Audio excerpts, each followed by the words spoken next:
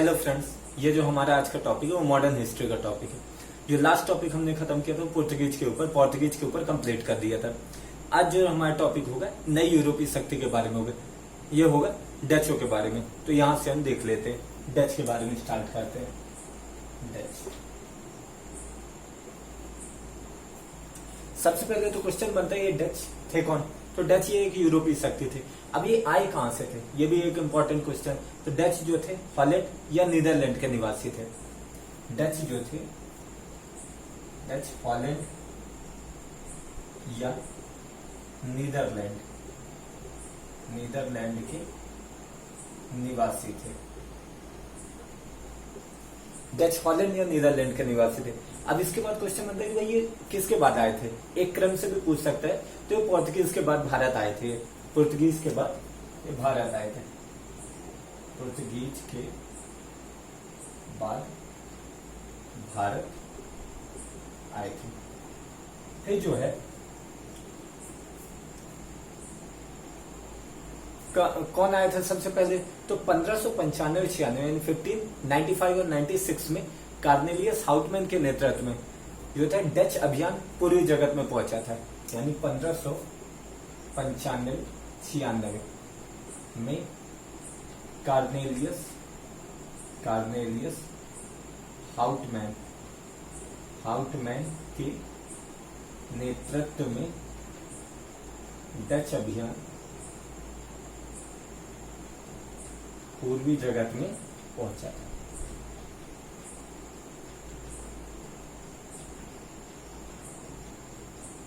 यानी जो डचों में सबसे पहले जो पूर्वी जगत में आए थे, यानी ये पूरे जो ईस्टर्न एशिया में आए थे, वो कौन आया था सबसे पहले कार्नेलियस हाउटमैन। तो कार्नेलियस हाउटमैन के नेतृत्व में डच अभियान पूर्वी जगत में पहले पहुंचा था। फिर इसके बाद ये सबसे पहले आए कहां थे, ये सबसे पहले आए थे सुमात्रा में। कार्नेलियस हाउटमैन जो आया था सुमात्रा में आया था। तो सुमात्रा के पास जो पहला डच अभियान जो था ये सुमात्रा का, ये सुमात्रा बांटम के राजा के पास आए थे। सुमात्रा बांटम के राजा के साथ संधि करने में इसने सफलता प्राप्त कर ली थी। ये सुमात्रा पहुंचकर बांटम के राजा के साथ संधि करने में सफलता प्राप्त कर ली थी। संधि करने में सफलता प्राप्त कर ली थी। अब इसके बाद ये है 1595 से 1601, यानी ये 6 साल के अंदर जो थे डच थे 15 समुद्र की यात्राएं की थी। यानी वो 15 बार जो पूरा यात्राएं किए थे। डचों ने 15 बार सामुद्रिक यात्राएं की। यानी 15 बार वो ट्रेड करने के लिए समुद्र की यात्रा किए थे डचों ने। इसके अलावा बात की जाए तो 1602 में जो डच व्यापारी, जितने भी डच व्यापारियों ने मिलकर एक कंपनी बनाने को सोचा। बोला कि भाई हम सब मिलकर एक कंपनी बना लेते हैं। उसका नाम था United East India Company of Netherland. 1602 में डच व्यापारियों ने मिलकर एक कंपनी बनाई थी। उसका नाम था United East India Company of Netherland. क्या नाम था? United East India Company of Netherland. ये 1602 में एक कंपनी बनाई थी। ये पूरा का पूरा व्यापारिक संस्थान था। यानी ये जो United East India Company of Netherland बनाया था, ये एक व्यापारिक संस्थान था। अब भाई कंपनी तो बना ली, अब कंपनी की देखरेख करने के लिए कोई बोर्ड भी बनाने जरूरी। तो कंपनी की देखरेख करने के लिए 17 व्यक्तियों का एक बोर्ड बनाया गया था।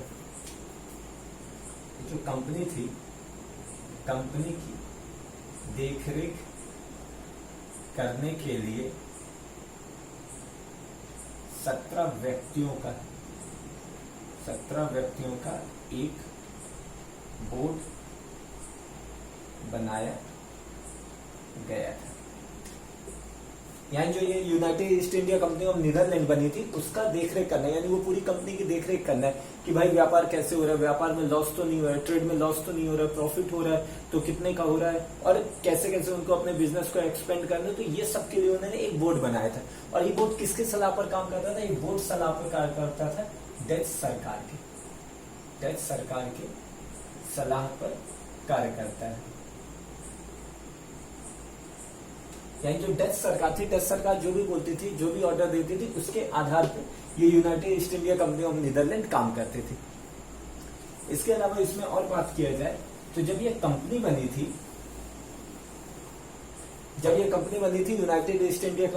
United East India Company of Netherland, तो इसकी प्रारंभिक पूंजी क्या थी, यानी कौन सी कितना कैपिटल इसमें स्टार्टिंग में लगा था, उसके आधार पे ये कंपनी बनी थी।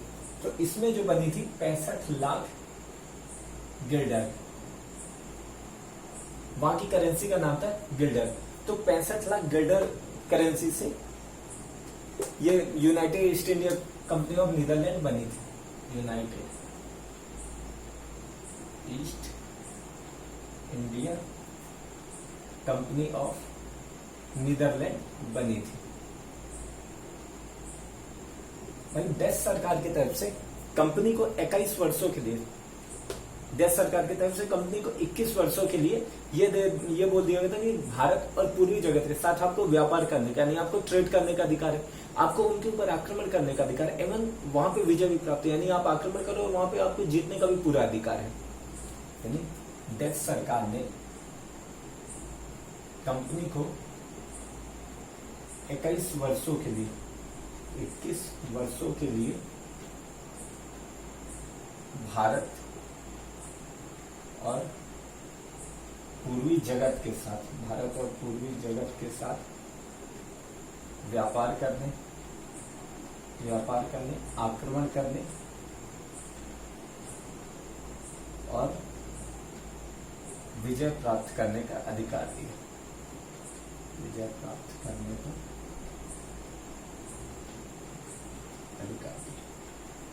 एंड डच सरकार ने कंपनी को 21 वर्षों के लिए, यानी 21 वर्षों के लिए बोल दिया था कि आप भारत और पूर्वी जगत के साथ आप व्यापार कर सकते हो, ट्रेड कर सकते हो, आपके ऊपर कोई रोक टोक नहीं रहेगी, आप ट्रेड तो करो, साथ में अगर आपको जरूरत पड़े तो आप उनके ऊपर आक्रमण भी कर सकते हो, यानी उनके साथ लड़ाई भी कर सकते हो, और लड़ाई में आपको जीतने का भी पूरा अधिकार है। यानी ये डच सरकार ने United East India Company of Netherland को ये चीज बोल दिया था, यानी 21 साल के लिए उसके पास अधिकार पत्र था। इसके अलावा अगर हम बात करें तो ओम प्रकाश जो थे डच व्यापार विषय के विशेषज्ञ माने जाते हैं। उनका कहना था, जो ओम प्रकाश थे, ओम प्रकाश ये जो थे डच व्यापार विषय के विशेषज्ञ थे, जो डच व्यापार विषय के स्पेशलिस्ट थे।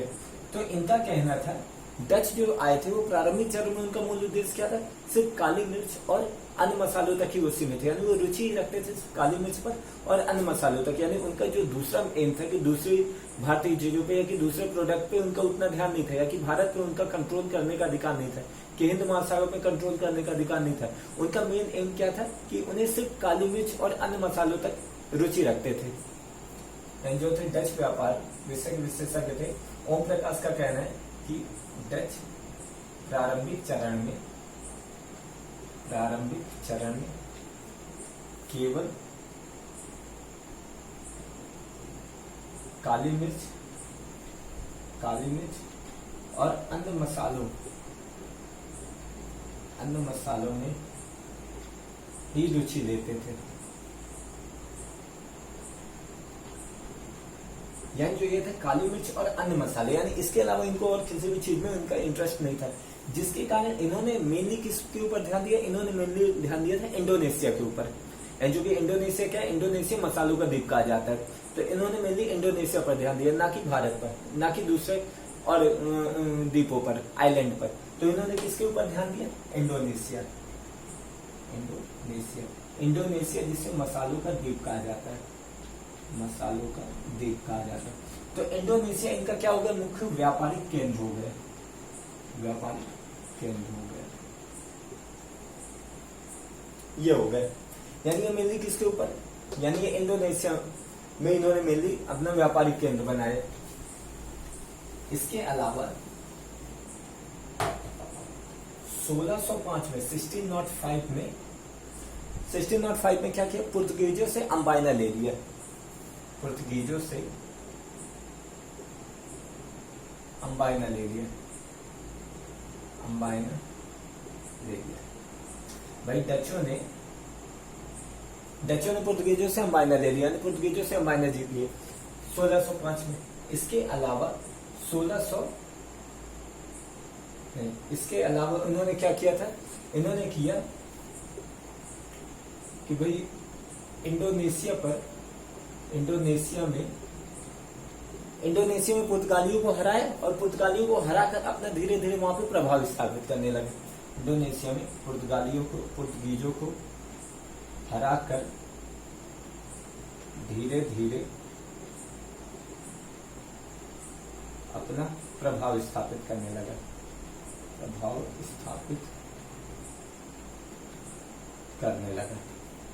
धीरे धीरे अपना प्रभाव स्थापित करने। इसके अलावा उन्होंने 1621 में 1621 में जकार्ता जीत लिया, जकार्ता जीतकर। भाई 1621 में क्या किया, ये डचों ने जकार्ता जीत लिया और जकार्ता जीतकर वहां के खंडरों पर बैटेविया नामक नगर बसाया, यानी 1621 में जकार्ता जीत लिया और वहां के खंडरों पर बैटेविया नामक नगर बसाया। इसके अलावा और इसमें बात किया जाए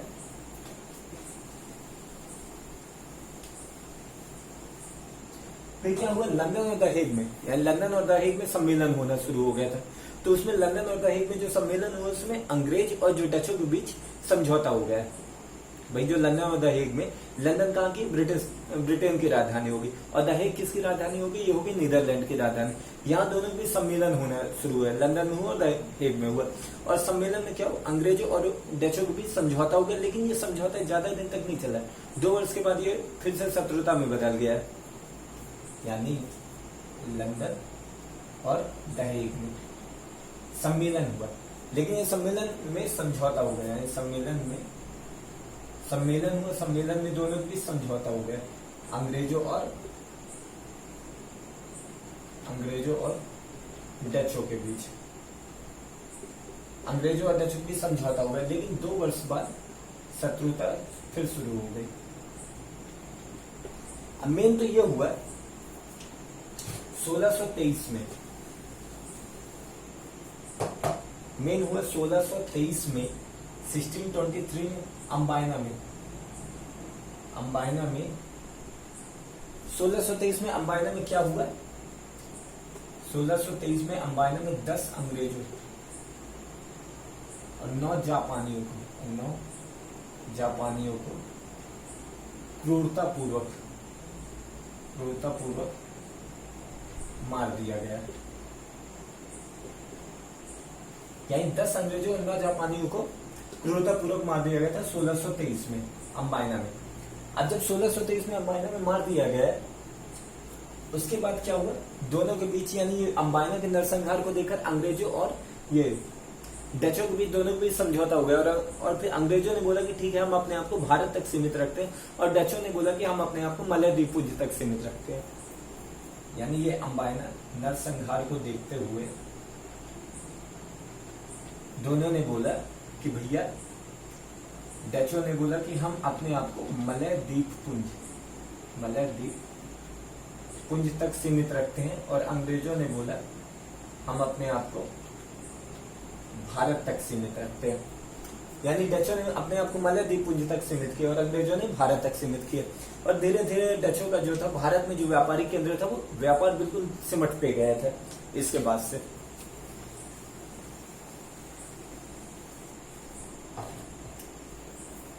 डचों का एक नौसेना नायक था, यानी जो नेवी का जो था कमांडर था, उसका नाम था वादेर हेग। डचों का एक नौसेना नायक था वादेर हेग। वादरहेग ने बोला, सोचा कि भाई अब हमें यहाँ पे व्यापारिक कोठी स्थापित करना चाहिए, तो इसने सोचा कि सबसे पहले हम सूरत में व्यापारिक कोठी स्थापित करते हैं या कि तो मालाबार में व्यापारिक कोठी स्थापित करते हैं। लेकिन सूरत और मालाबार दोनों में व्यापारिक कोठी स्थापित करने में असफल हुए, यानी यहाँ पे ये अपनी व्यापारिक कोठी नहीं स्थापित कर पाए। लेकिन फिर उसके बाद 1605 में 1605 में इसने मसूलीपट्टनम में डचों ने अपनी पहली व्यापारिक कोठी स्थापित की। डचों ने पहली व्यापारिक कोठी स्थापित की। यानी भाई जो वादरहेग था, इसने 1605 में मसूलीपट्टनम में पहली व्यापारिक कोठी स्थापित की। इसके अलावा दूसरी व्यापारिक कोठी स्थापित की पेत्तोपोली में अपनी दूसरी व्यापारिक कोठी स्थापित की थी। पेत्तोपोली को निजामपट्टम भी कहा जाता है, निजामपट्टम। यहाँ पर दूसरी व्यापारिक कोठी स्थापित की यहाँ पे। इसके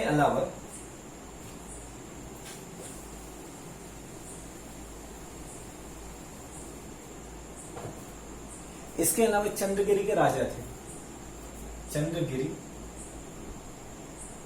के राजा के साथ, भाई चंद्रगिरी के राजा के साथ एक समझौता कर लिया। समझौता करके पुलिकट को ले लिया, पुलिकट को, और पुलिकट में भी अपनी एक फैक्ट्री स्थापित कर ली। और इसे अपना मुख्यालय बना लिया, यानी अपना ऑफिस। डचों ने इसे अपना मुख्यालय बना लिया पुलिकट को। यहां पर सोने के सिक्के ढाले जाते थे, सोने के सिक्के, पैगोड़ा ढाले जाते थे। इसके अलावा 1619 में सूरत में अपनी फैक्ट्री स्थापित की, और 1641 में पट्टनम में 1619 में सूरत में अपनी फैक्ट्री स्थापित की, 1641 में विशाखापट्टनम में अपनी फैक्ट्री स्थापित की। इसके अलावा बंगाल में डचों ने अपनी सबसे पहली व्यापारिक कोठी कहाँ पे स्थापित की थी? बंगाल में अपनी सबसे पहली व्यापारिक कोठी स्थापित की थी पीपली में। इसके अलावा हुगली के निकट चिंसुरा में भी अपनी व्यापारिक कोठी स्थापित की थी। हुगली के निकट चिंसुरा में भी इसने अपनी व्यापारिक कोठी स्थापित की। इसके अलावा जैसे अंग्रेजों को बंगाल में जो किले था, किले को किलेबंदी करने की स्वतंत्रता दी गई थी, आजादी दी गई थी, अधिकार दिया गया था, उसी तरह का डचों को भी बोला गया था कि आप भी अपने किलों की किलेबंदी कर सकते। तो फिर इन्होंने चिंसुरा में किलेबंदी की थी, और इस किले का नाम था, क्या नाम था? इस किले का नाम था गुस्तावस फोर्ट। इस किले का नाम था। क्या कि बंगाल में सबसे पहली फैक्ट्री स्थापित की थी पीपली में, हुगली में चिंसुरा में, हुगली के निकट चिंसुरा में इसने व्यापारिक कोठी स्थापित की थी। एक किलेबंदी की थी जिस किले का नाम था गुस्तावस फोर्ट। तो ये जो था, ये आज ये हमारे टॉपिक यहीं पे कंप्लीट होता है। इसके बाद जो और हम डचों के बारे में और कल डिस्कस करेंगे, और डच के बारे में कल ये डिस्कशन कंप्लीट हो जाएगा, जो नेक्स्ट लेक्चर रहेगा। उसके बाद जो हमारा जो टॉपिक स्टार्ट होगा वो अंग्रेजों के बारे में होगा, अंग्रेजों के बारे में, एंड देन फ्रांसीसी के बारे में। तो ये जो टॉपिक होता है यहीं पे कंप्लीट होता है। तो thank you very much for this discussion.